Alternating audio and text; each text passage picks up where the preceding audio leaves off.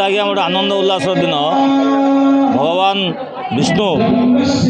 ये जो पृथ्वीर भारा उच्छ्वासवाई बोली हिरण्य कश्यप को बद्ध करने आज दिन में सी जन्मग्रहण करते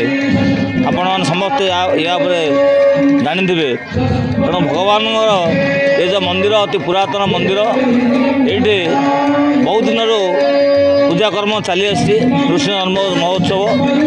राति 4 भगवान मंदिर पिटा द्वार पिटा एवं भगवान मंगल आलती तड़प लगी मैलम इत्यादि कार्य सरला भक्त मान 5टा बेले प्रवेश करने अनुमति दि जाता 5टारू वर्तमान सुधा भगवान दर्शन चली एवं वर्तमान विजय मंडप श्री श्री अभय नृसिंहनाथ विजय प्रतिमा विजय कर जन्म महोत्सव कार्य आरंभ होइछि। ये सारा अंचलवासी प्रतीक अटंती आपड़ जानी आजकल समस्त देवादेवी बुलिया निर्दिष्ट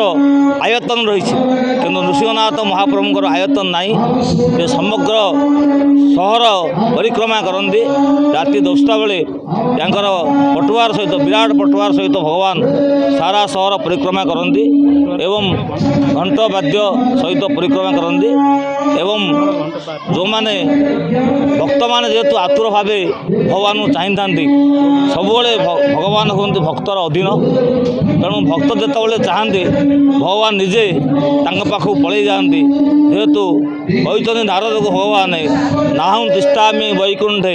जोगिना हृदय नच मदभक्ता जत्र गायन्ति तत्र तिष्ठामि नारद। ये नृसिंहनाथ ये जगन्नाथ एक अवतार चतुर्थ अवतार ये अवतार रे हिरण्य कश्यप को जो से वर मागी मु जल में मरबिनी अग्नि में मरबिनी स्थल में मरबिनी आकाश में मरबिनी पाताल में मरबिनी एवं अस्त्र मरबिनी शस्त्र में मरबिनी तो निजे सी नर एवं सिंह रूप नरसिंह रूप जन्म होते एवं नखरे विदारण कर मारी प्रहलाद अति प्रिय भक्त इंद्र पदवी देते तेणु ये रही यार परंपरा तेणु ये आज जन्मदिन में प्रभुंर ये उत्सव समस्ते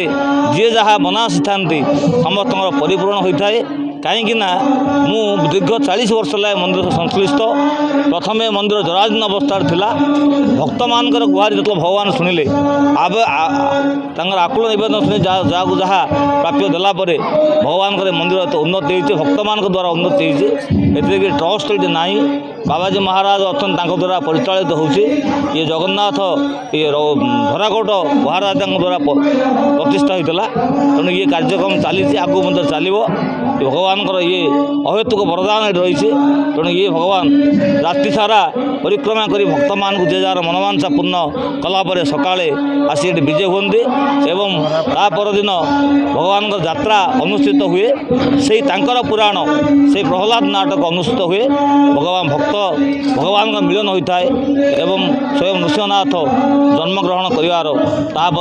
दृश्यपट आमको परिलक्षित होता है। तो ये आज पर्यटन चलती नीति।